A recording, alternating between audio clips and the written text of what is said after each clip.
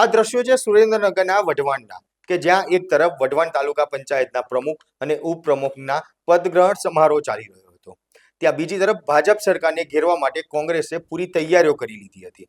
વઢવાણ તાલુકાના કોંગ્રેસના કાર્યકર્તાઓ અચાનક જ ગધેડા અને ડીઝલ પેટ્રોલના ખાલી કેરબાઓ મૂકી હાથમાં પ્લે કાર્ડ લઈને ઢોલ નગારાના ગડગડાટ સાથે જે પદગ્રહણ સમારોહ ચાલી રહ્યો હતો ત્યાં પહોંચ્યા હતા અને આ વિરોધ છે તે કરવામાં આવ્યો.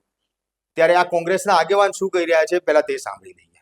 કોંગ્રેસ સમિતિ દ્વારા સરકારને એક તંત્રને જગાડવા માટે એક નવતર પ્રયોગ કર્યો છે, જે ગધેડાને લઈને આવ્યા છે અને સરકારને જગાડવા કે ખરેખર ચૂંટણી પહેલા એ લોકોએ વચન આપ્યા હતા કે ગુજરાતની અંદર ડીઝલ પેટ્રોલની ક્યાંય તંગી નથી અને ખેડૂતોને જોઈએ એટલું મળી રહેશે.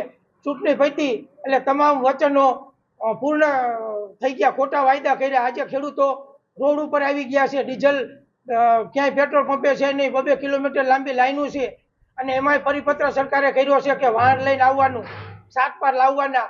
એક તો શાકપારના 50-60 રૂપિયા થાય, ખેડૂતોને 5-5 કલાક 10-10 કલાક લાઈનમાં ઉભા રહે તોય વારો નથી આવતો. તો સરકારે ખરેખર આવા ખોટા વચનો આપવા ન જોઈએ અને ખેડૂતોની પરેશાની દૂર કરી અને ડીઝલ પેટ્રોલની વ્યવસ્થા કરવી જોઈએ.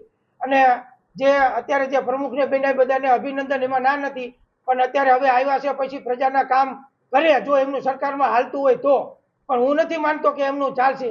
આ લોકો ખોટા વચનો આપે છે અને પબ્લિકને ભરમાવીને ચૂંટણી ટાણે મત લઈ જાય છે. ખોટા વચનો આપે, 2 દિવસ બાકી હોય ત્યારે રૂપિયા, દારૂ અને બધું વેચીને પબ્લિકને ભરમાવી દે છે અને મત લઈ જાય છે અને અત્યારે પબ્લિક હેરાન થાય છે. ખરેખર અત્યારે ટ્રાન્સપોર્ટ ઉદ્યોગને પણ તકલીફ છે અને ખેડૂતોને પણ મોટી તકલીફ છે. તો મારી સરકારને ભાજપના જે ચૂંટાયેલા પદાધિકારીઓ પાસે એટલી માગણી છે કે તમે સરકારમાં રજૂઆત કરી અને ખેડૂતોનો પ્રશ્ન હલ કરો અને ખેડૂતોને પૂરતું પેટ્રોલ અને ડીઝલ મળી રહે અને હાથબારના એ તાઇફા બંધ કરો. કે ચૂંટણી પહેલા જે સરકારે એવું કહેતા હતા કે ખાલી ખોટા જે સોશિયલ મીડિયાની અંદર પોસ્ટ મૂકે છે, પણ સરકાર પાસે પૂરતો પેટ્રોલ ડીઝલનો જથ્થો છે, કોઈ મૂંઝાવાની જરૂર નથી.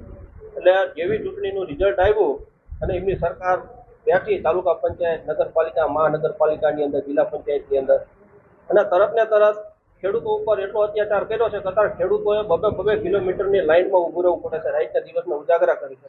પોતાની જમીન ખેડવા માટે થઈને પોતા પાસે અત્યારે ડીઝલના પણ પૈસા નથી.